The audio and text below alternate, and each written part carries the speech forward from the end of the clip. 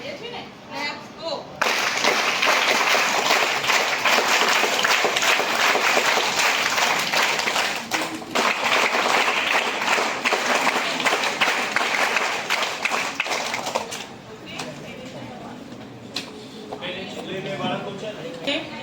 વેજલપુર બોર્ડના ધારાસભ્ય શ્રી અમિતભાઈ ઠાકર સાહેબ. ઓકે, એટલે એમની સાથે મીટિંગ છે, વાર્તાલાપ છે, એટલે કોઈ પણ વાલી જવાની ઉતાવળ ના કરે. પ્રોગ્રામ ફક્ત કલાકનો જ છે, એ પતે પછી તમારે બધાએ બેસવાનું છે. બાળકો જ્યાં સુધી તમને સૂચના ના મળે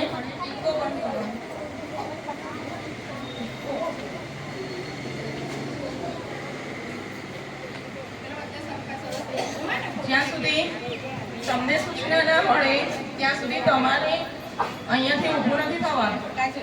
ઓકે, બાલવાટિકા જ્યારે પ્રોગ્રામ પૂરો, મોટા બાળકો સપના, પીના, નવગણ અને સાગર બધાને સૂચના. બાલવાટિકાથી પહેલા બીજા ધોરણના બાળકોને આપણે ત્યાં બેસવાનું છે, લાઈનમાં જવાનું છે. 3 થી 5 વાળા લાઈનમાં ઉપર જતા રહે, કશું જ લેવાનું કંઈ જ નથી, આપણે લાઈનમાં સીધું ઉપર જવાનું. ઓકે, અને 6 થી 8 વાળા બાળકો 6ઠું અને 8મું ધોરણ આપણે જોઈ રહ્યા છીએ. અમિતભાઈ ઠાકર સાહેબ આવે એટલે તરત જ આપણે પ્રોગ્રામ શરૂ કરીશું અને વધુમાં વધુ પોણો કલાક, અડધો કલાક, પોણો કલાક સુધીનો પ્રોગ્રામ થશે. અને વાલીઓને પછી આપણે જેને સભ્યોને રોકાવાનું કીધું છે એટલા સભ્યો ખાસ રોકાય. ઉતાવળ હશે એ પછી વાત કરજો તો પછી એમને જવાની આપણે હા પાડીશું, પણ હાલ નહીં.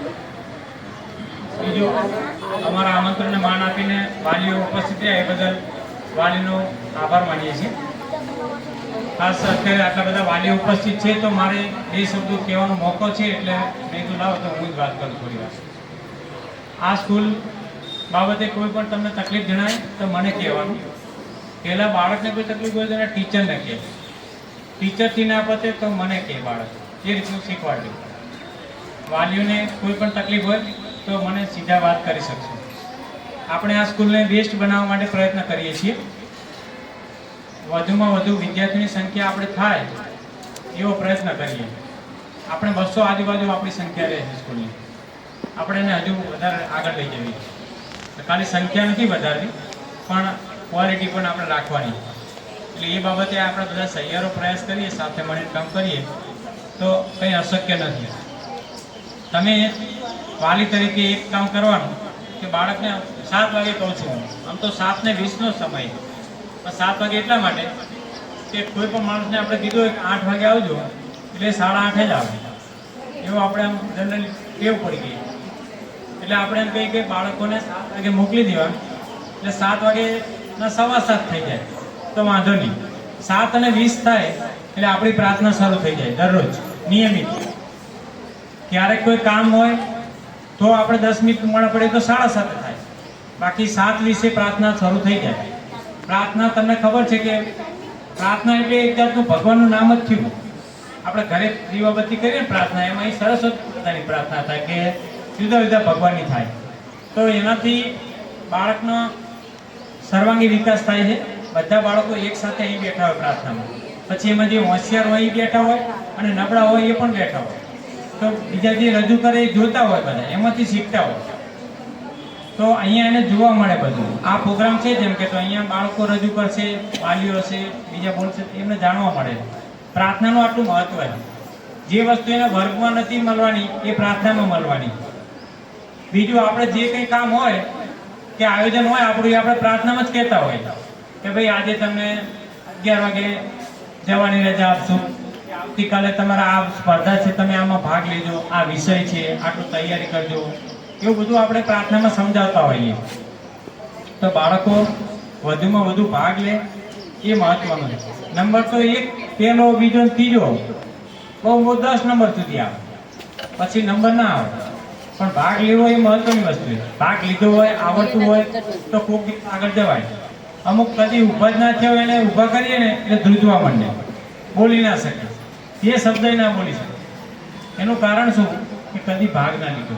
અને આ એમના માટે એક ભણવાની વિકાસની એક સ્ટેજ છે. અહીંયા ભૂલ થાય તો કોઈ વાંધો નહીં, અહીં કોઈ સજા નથી.